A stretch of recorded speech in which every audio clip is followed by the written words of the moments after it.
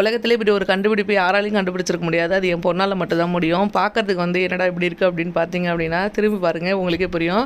So நடுவில் இருக்கிறது வந்து ஃபேஸ், இந்த சுற்றி கட் பண்ணி விட்டுருக்கோம்ல, அதுதான் வந்து பார்த்திங்கன்னா முடியாம். இது எதுக்கு அப்படின்னு கேட்டால், என் பையன் வந்து அவளை முடிவு பிடிச்சி இழுத்துட்டே இருக்கணாமா.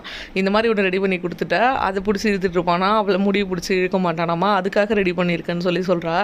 பயங்கர சிரிப்பு எங்களுக்கு. தம்பிக்கிட்ட இருந்து தப்பிக்கிறதுக்காக அப்படி ஒன்று ரெடி பண்ணியிருக்காங்களாமா. ஈவினிங் போல் வந்து பார்த்திங்கன்னா ஒரு மாதிரி இருந்தது, ஏதோ சாப்பிடணும் போல் இருந்தது. சரி அதனால் ஆம்லேட் ரெடி பண்ணலாம் அப்படின்னு சொல்லிட்டு எல்லாருக்கும் ஒரு ஆம்லேட் தான் வந்து பார்த்திங்கன்னா ரெடி பண்ணியிருந்தேன். நல்லா சின்ன வெங்காயம் வதக்கி போட்டு சூப்பராக ஆம்லேட் பண்ணி சாப்பிட்டுட்டு ஒரு டீ குடித்த பிறகு தான் கொஞ்சம் சாட்டிஸ்ஃபேக்ஷனாக இருந்தது. என்னன்னே தெரியல, அப்போ வந்து ஏதோ சாப்பிடணும் போல் இருந்தது.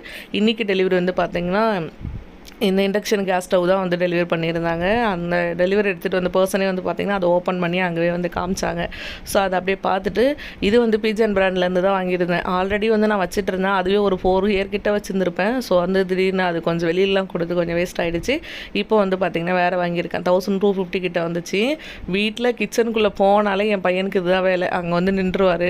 ரொம்ப கஷ்டமாக இருந்தாலும் அது அதுக்கப்புறம் நினச்சி பார்க்கும்போது சிரிப்பாக தான் இருக்குது. பட் அந்த சுச்சுவேஷனில் அது மாதிரி பிடிச்சிட்டு நிற்கிறது பயங்கர டென்ஷன் ஆகும். சமைக்கும் போது அப்படி தான், பாத்திரம் விளக்கும் போது அந்த மாதிரி தான் வந்து நின்றுப்பான். ஸோ வந்து பார்த்திங்கன்னா இன்றைக்கி நைட்டு டின்னருக்கு தோசையும் தக்காளி தொக்கும் தான் பண்ணியிருந்தேன். பசங்க 2 பேரும் நான் தோசை ஊற்றுறேன், ஒரே ஒரு தோசை கொடுங்க மம்மின்னு கேட்டாங்க. அதனால் அவங்கள்ட்ட கொடுத்தா ஒரு தோசையும் வந்து சூப்பராக பண்ணாங்க. அதுக்கப்புறம் டிஃபனெல்லாம் சாப்பிட்டு முடிச்சுட்டு தூங்கியாச்சு.